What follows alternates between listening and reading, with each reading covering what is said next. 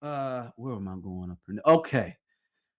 All right. So this gentleman here we're going to be talking about now, he brought up a debate. He's in a turmoil right now. Ray Daniels. He's shout out to Ray Daniels. He's been doing well, podcasting world.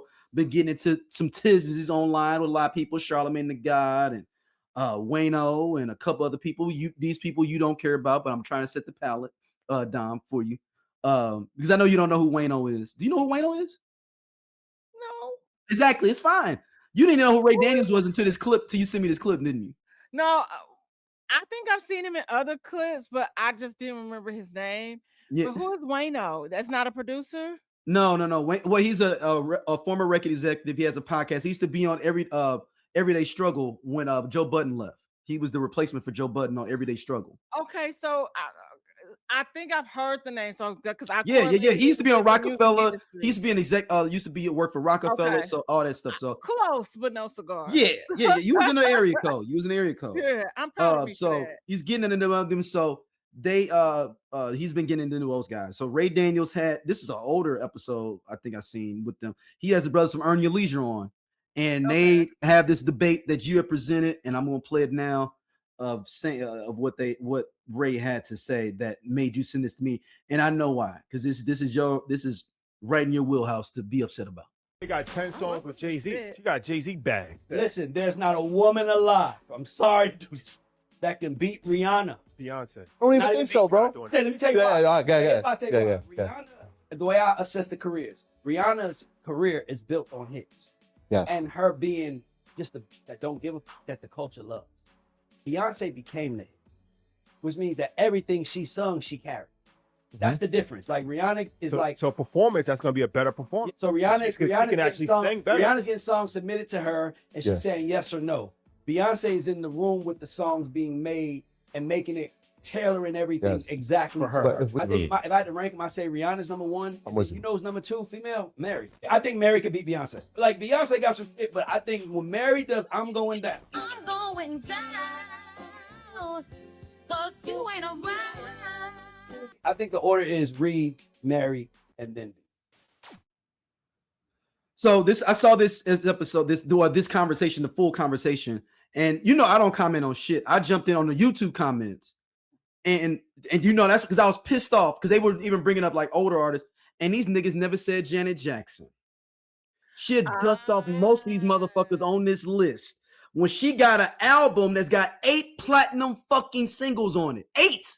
Yeah. And I'm not saying she would be Beyonce. I'm just saying if you're just having this discussion. I think if it would be anybody to do a versus with Beyonce, I would probably honestly pick more of a Janet Jackson or Mariah Carey. And I was gonna And really more, it's gonna be more fun if it's Janet because they're gonna dance. Yes. And so I thought it was an interesting conversation. I wasn't mad or anything. Yeah, but it's wrong. It's wrong. It's a lot to me. It's a lot of recency bias in it, and not looking at. And I'm not saying that you got to say Aretha Franklin or something like that, but I'm talking about within the 80s and 90s. Janet has a platinum single, I think every decade since the 80s. Yeah, because I think she got the J. Cole joint from last decade. What was Design of the Decade? Design of the Decade is late 90s, early 2000s. Okay. But you gotta think about it: 80s, 90s, 2000s, 2010. She got the J. Cole song from late 2010s. Right. All she needs is another one, and that might break a record. It might be close to a record for artists. The only one that I'm trying to think of another art is I think it's so funny because when we think of Beyonce, like Beyonce is what we would say the standard, right? We think of the whole artistry as a whole. I think I'm not sure if Rihanna would be like, shit, I can't, be. I ain't Beyonce. Fucking with that. Yeah, she'd be like, she would tell you that she ain't fucking with Beyonce or like I think Janet Jackson. Rihanna would say that, and I think for sure Rihanna has songs that could go toe to toe with some of the hits, right? Because Rihanna comes out music, Pon de Replay. We got SOS, but like when we really think about her hits and stuff like that first album, it was like SOS. You really didn't have nothing else on that. Wasn't Pond the River's on there too, right? Yeah, no. Pond Replay was the first one. That was Music of the Sun. The second one was SOS. Okay. And I could be saying them out of order. Because Music of the Sun might be her second album. But then you get to Umbrella, where she has more consistent hits, on a project. Because you get Umbrella, you get what's the other one that she did? I'm pulling up discography real quick. All right, so the highest selling Rihanna album. It's probably Anti. I think it's Anti.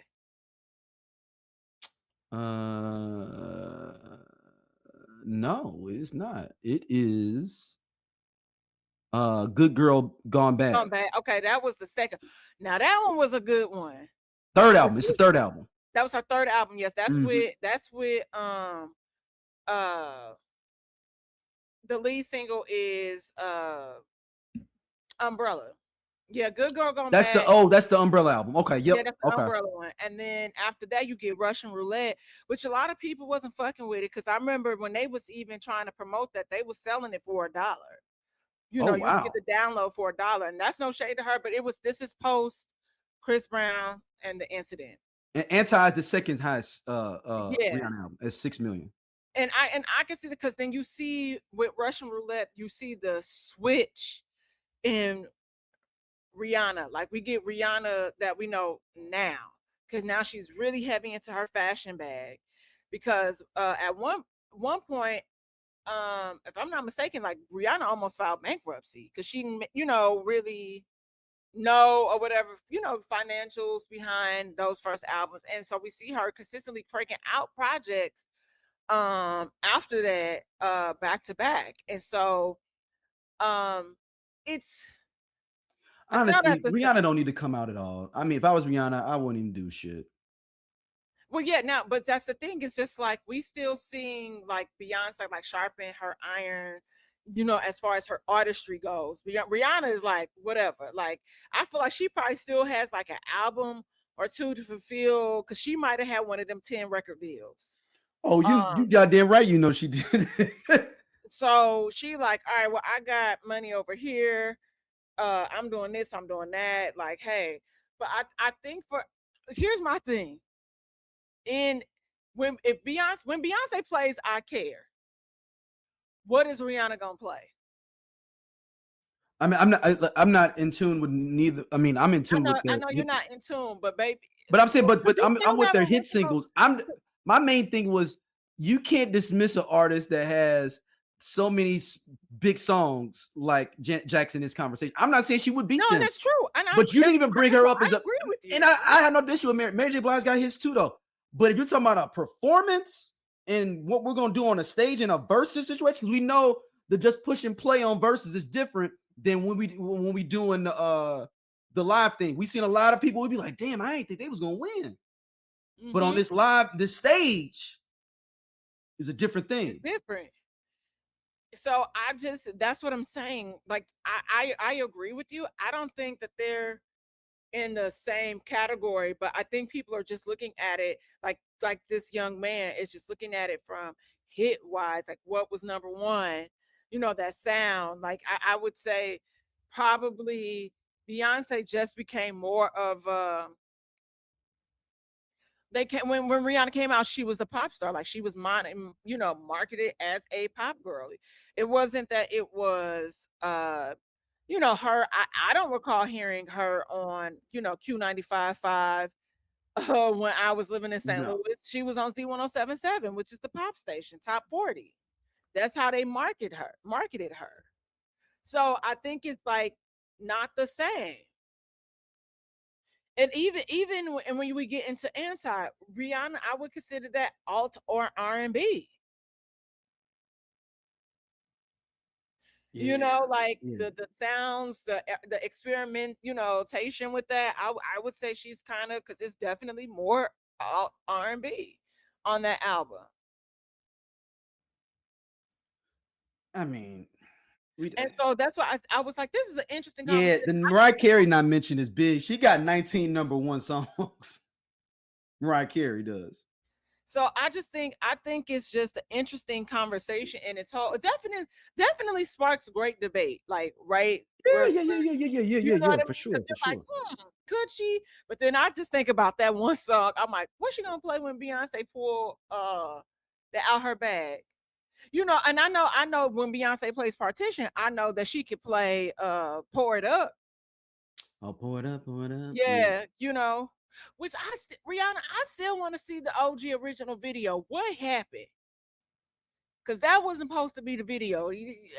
I want to see the original version. Somebody it's gonna be on a documentary somewhere. Because y'all made us wait all that time to give us that. Nah, that wasn't that. That was something else. I remember. And I'm interested to see the original work video when y'all was shooting on the roof of the Target around the corner from my house. Pissed, woke up. That's right. You said it was on the roof or whatever. It was on the roof at the Target around the corner. There's screenshots of it. What was you doing up there? What was happening? Were you working at Target? That'd have been kind of dope for a video, though. If Target want to get back in, that's what they should ask somebody to do. I'm like, where is that footage? But so certain I could see, but I'm like, but it's certain songs that happen that Beyonce gonna pull out the bag, where it's like, damn. Yeah. But there are people that I remember. I had a homeboy that was like, okay, so now that this is over, Anti is better than Lemonade, and I'm like, they two different projects, they two different sounds. Two different meanings, and I'm like, I enjoy Anti for what it is. I enjoy Lemonade for what it is, but I'm not gonna compare the two because it's different. Like, there's different stories that they tell it. Which y'all, Daryl still hasn't listened to Lemonade. Yeah, no, I got to. I will get it done. And I'm watching the video. You told me to watch the video version stuff. I told you to watch the video. Yeah, watch the visual production of it. Yes. I'm going to do it. I'm going to do it. Really great. It's really good. She love that nigga Dirty Draws, and like I told you before, I don't know what's real, what's fake, but I want my nigga to love me how Beyonce love Jay-Z. Okay. Well, man, since we talking about love, we're gonna hit some quick ones before we get out of here. Shout out to Maya Boyd, who is Storm in the new X-Men films. She is unknown on the movie side, but she has been on Broadway. And I'm tired of y'all niggas. And I'm finna say this why. Now we got a brown skin Storm, and she ain't dark enough for y'all. I just don't understand what y'all always mad about something with it. It would have been any reason. Y'all mad that we talked about with David Johnson playing Black Panther because you wanted a Black American to play him, but then y'all wanted Dempsey Idris, and some of y'all, I guess y'all didn't realize he was British. So like, I just don't get it with y'all when it comes. I didn't know that Dempsey Idris. Okay, I guarantee you, if you go online, Dempsey Idris. I bet you somebody go online and thought he was from LA because he played on Snowfall. Oh, mentioning Snowfall too. Did you see the trailer for the new spinoff of the shot? Not the shot. The spot. The shot. The Snowfall? Yes, Snowfall spinoff. Okay. You haven't seen Snowfall. I already forgot. All right. So I started it. I know the premise. But it's the spot. I mean, it's the drop. Sorry. It's called the drop. Sorry. Oh, see, I didn't it looks good, man. It looks good. You got oh my god, you got it's Dominique Fishback is in it, right? Mm-hmm. So I'm gonna watch it because of her. She's a really great actress. So I will be supporting. And Gail Bean is the main. Oh, whoops. Where's Dominique Fishback? That's the other girl that I like. But Gail Bean is the one from she's from P Valley too. Yes. Gail Bean is in a lot of stuff, but Dominique Fishback is the one that was in Swarm. Sorry. Yeah, Swarm, man, that was a good joint. Where is she? I'm pulling up her thing now. What she got. Damn, that's the last thing she was in, was that. Damn. But here's the thing. Her and Gail Bean probably go for a lot of the same roles. Yeah, but Gail Bean been really doing. I mean, you saying she could be doing Snowfall? You saying all that Snowfall stuff could have been potentially she could have been potentially auditioning. Yeah, I could see them because there's certain people like understanding how a lot of that stuff work now, and if like especially if it's like a certain like, oh, we want her to look like this or whatever. That's what happens. That could be something. If she is auditioning still for stuff, I could see that. And it's like a couple other people. I could see her probably going out for stuff that Chloe might audition for, Oh, things dang. like that. Dang. Yeah. Yeah, I'm definitely Yeah, gonna check need it to out see though, him because I some do more. like Gail Beans. Yeah, I need to get. My I need bad. to. Confuse my blacks, y'all. Confuse my Yeah, blacks. but you got to check out Snowfall though at some point. I'm It's- finished. I know how but it yeah. is. I know his mama rat him out. All right. So here we go. Not just. Hey y'all, if you like what you see here on Everyone Needs an Aquarius, be sure to hit that button right there. It'll take you to more clips, and be sure to like, subscribe, and share our podcast. See you back next time.